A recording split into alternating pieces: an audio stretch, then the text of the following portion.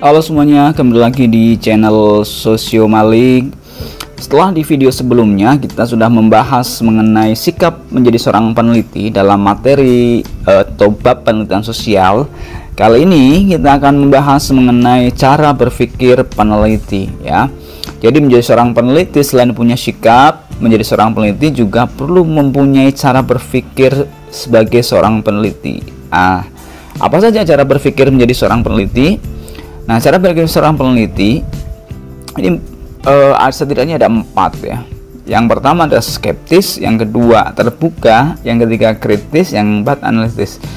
Inilah cara berpikir peneliti yang harus dipunyai oleh seseorang yang kemudian ingin menjadi seorang peneliti atau ingin melakukan penelitian ya. Ini adalah sikap-sikap atau cara berpikir khusus yang kemudian yang harus dimiliki oleh seorang peneliti. Nah, mari kita bahas satu persatu apa itu skeptis, terbuka, kritis, dan analitis ya. Oke, yang pertama skeptis. Menjadi seorang peneliti harus punya cara berpikir yang skeptis ya. Skeptis itu apa? Ini selalu menanyakan bukti atau fakta yang dapat mendukung suatu pertanyaan ya. Jadi menjadi seorang peneliti yang pertama cara berpikirnya itu tidak harus menerima data apa adanya tanpa ada pertanyaan-pertanyaan mengenai bukti, mengenai fakta yang kemudian menunjang pernyataan-pernyataan itu ya. Jadi seorang peneliti itu harusnya tidak boleh gampang percaya dengan pernyataan atau informasi dari narasumber. Karena apa? Karena perlu mencari apakah itu benar atau tidak, apakah ada buktinya atau tidak, atau apakah itu fakta atau pernyataan yang berbohong. Nah, itu adalah cara berpikir seorang peneliti, yaitu skeptis ya. Misalkan ketika ada pernyataan bla bla bla, maka seorang peneliti akan menanyakan apa iya seperti itu, apa buktinya, dan lain sebagainya. Itu adalah cara berpikir peneliti skeptis ya. Yang kedua, peneliti juga harus punya cara berpikir terbuka ya.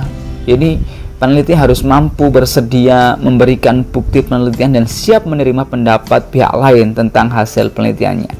Ketika tadi di cara berpikir yang pertama skeptis ini, peneliti itu harus punya cara berpikir yang tidak gampang percaya dan selalu menanyakan bukti dari sebuah pernyataan, maka peneliti juga harus punya cara berpikir terbuka, yaitu apa? Bersedia memberikan bukti penelitian jika ditanya ya. Kemudian mampu menerima pendapat dan masukan dari orang lain terkait dengan hasil penelitiannya. Jadi ketika seorang peneliti kemudian itu bisa terbuka, maka peneliti itu bisa mempertanggungjawabkan apa yang dihasilkan dengan bukti-bukti yang siap dia sampaikan atau siap dia berikan ketika kemudian ditanyakan, dan juga siap mendapatkan masukan kritik dari hasil penelitiannya ya.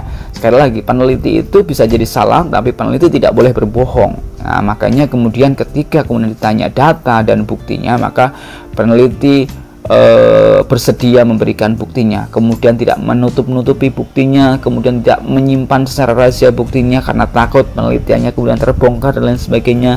Nah, itu bukan cara berpikir seorang peneliti. Peneliti yang baik, peneliti yang profesional, peneliti yang kompeten itu adalah peneliti yang bersedia memberikan bukti-bukti atas hasil penelitiannya dan bersedia menerima masukan, pendapat, dan kritik dari hasil penelitiannya. Nah, itulah yang kedua. Selain itu, cara berpikir peneliti yang ketiga adalah kritis ya. Jadi peneliti harus selalu mendasari pikiran dan pendapatnya pada logika serta menimbang berbagai hal secara objektif. Artinya apa? Bahwa peneliti itu harus benar-benar mendapatkan bukti yang rasional ketika mendapatkan informasi dan pernyataan dari narasumber atau mendapatkan informasi terkait dengan hasil penelitiannya. Sehingga kritis ini sebenarnya berkaitan dengan sikap skeptis ya. Kritis ini kemudian tidak menerima secara mentah-mentah apa yang kemudian didapat, tapi juga mempertanyakan kembali apakah logis dengan bukti-bukti yang ada, apakah kemudian objektif, bisa kemudian menimbang mana yang kemudian fakta, mana yang kemudian hanya pernyataan yang tanpa dasar. Itu adalah kritis, ya. Sehingga peneliti yang kritis itu tidak bisa menerima pendapat atau pernyataan yang memang tidak logis, tidak masuk akal, dan cenderung ngawur seperti itu. Apakah ada penelitian yang seperti itu? Ada, tapi peneliti yang baik bukan penelitian yang seperti itu, tapi penelitian yang baik adalah ketika penelitian yang dilakukan itu dilandasi dengan cara berpikir kritis yang dimiliki oleh penelitinya, ya. Itu adalah cara berpikir peneliti yang ketiga. Nah, kemudian cara berpikir peneliti yang keempat adalah analitis, ya. Menjadi seorang peneliti harus selalu menganalisis setiap pernyataan atau persoalan yang dihadapi, ya. Jadi tidak sekedar menerima mentah-mentah tanpa ada pertimbangan, tanpa ada analisis, tapi peneliti harus selalu menganalisis setiap pernyataan. Apakah pernyataan ini valid? Apakah pernyataan ini kemudian bisa dicari alur berpikirnya?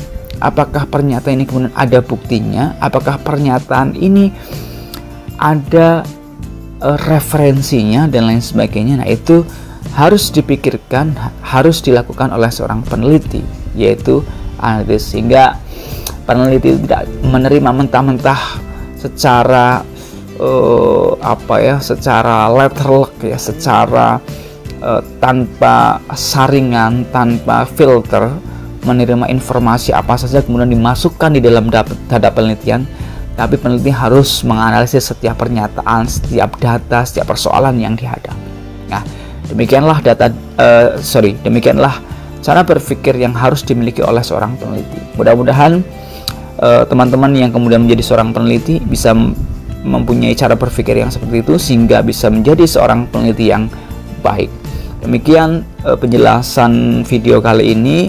Terima kasih atas perhatiannya. Kita akan kembali di video-video selanjutnya. Terima kasih.